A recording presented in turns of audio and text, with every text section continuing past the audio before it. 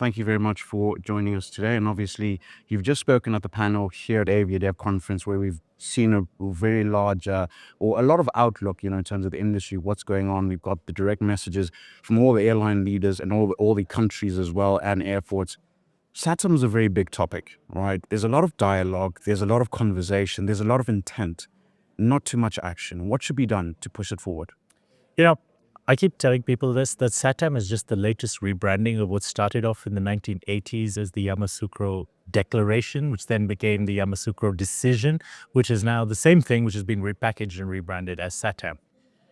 Over 70% of people living in Africa were not even born when this process started in the 1980s. And yet today we're still talking about pilot programs and, we hope that SAATM will come through. Africans have died, generations have changed, and SAATM has not become a reality. So I'm very disappointed with where SAATM is. I was hopeful that AFCAC, when they appointed Adefunke Adeyemi as their new chief a couple of years ago, would have made a difference. But it seems that even their initiatives to try and get more and more countries to sign on, and not just sign on, but to sign on and actually implement SAATM, not just in letter, not just in, pro forma, but they actually embrace the spirit of SAATM, which is give and take and allow the open market to take hold. I've been very disappointed with how Africa has done it. The European Union has a much wider open skies, and they did it in just over a decade. In fact, they started the process after the first Yamoussoukro Declaration was declared, and they finished it 20 years ago, while Africa is still waiting to catch up. SAATM is a brilliantly written document. The problem is that the people who've signed that document have not been willing to embrace it. And until that changes, SAATM will continue to go nowhere. Talking about change as well, and you just spoke on the panel about sourcing aircraft and fueling the expansion.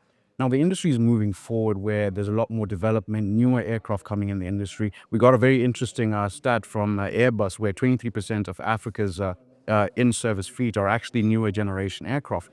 But there's still a lack of positioning African airlines in terms of them having better fleets. So you've worked very closely with the airlines. What can African airlines do to better position themselves, to be attractive, whether it's to lessors or to the OEMs as well, in attracting aircraft?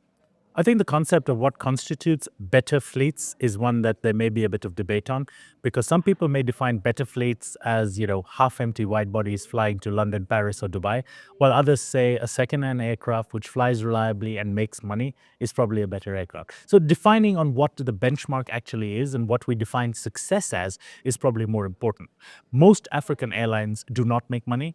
And most African airlines which start up die within the first 5 years of their... In fact, most don't even get to the point of launching a plane. And then the ones that do usually die within the first 5 years. I think resilience and sustainability from an African context is that. It is about being able to get past that first hurdle, or being able to get yourself established in a business, build your consumer confidence, and then continue to grow from strength to strength. You can't go from 0 to 100 in 1 year, 2 years, 3 years, or whatever. And, people point at Ethiopian Airlines. Look, that's an African success story.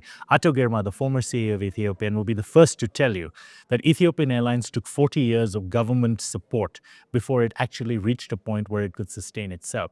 So if you want to start an airline today, come back in 2064 and see if that is still running. And if it's still running, it'll probably be successful. But you cannot go from 0 to that. And Africa is starting at such a low level right now in terms of aviation penetration, barely 2 to 3% of traffic in the world, despite having 13 to 17% of the world's population. There is such a long way to go. We can't be talking about new generation aircraft. In fact, talking about new generation aircraft is probably irresponsible, because that gives you the wrong priorities when you really should be looking at profitability and sustainability. Final statements coming from you. Obviously, here at AviaDev, one of the main slogans, or one of the main drivers, is this intra-Africa connectivity as well. What would you like to see more from Africa in terms of developing city pairs, developing the hubs? What do you want to see more? I think what's very important in Africa is the ability to deliver services at the right price point. Africa has basically infinite potential. It is such a large continent. Distances are vast. The ground infrastructure is poor. So it's not like you have an option of taking a road or taking a train. So the ability to actually offer air services, safe, reliable, and affordable at the right price point can really transform how the continent interacts with each other, how the continent does business, how the continent relates to, the African brotherhood.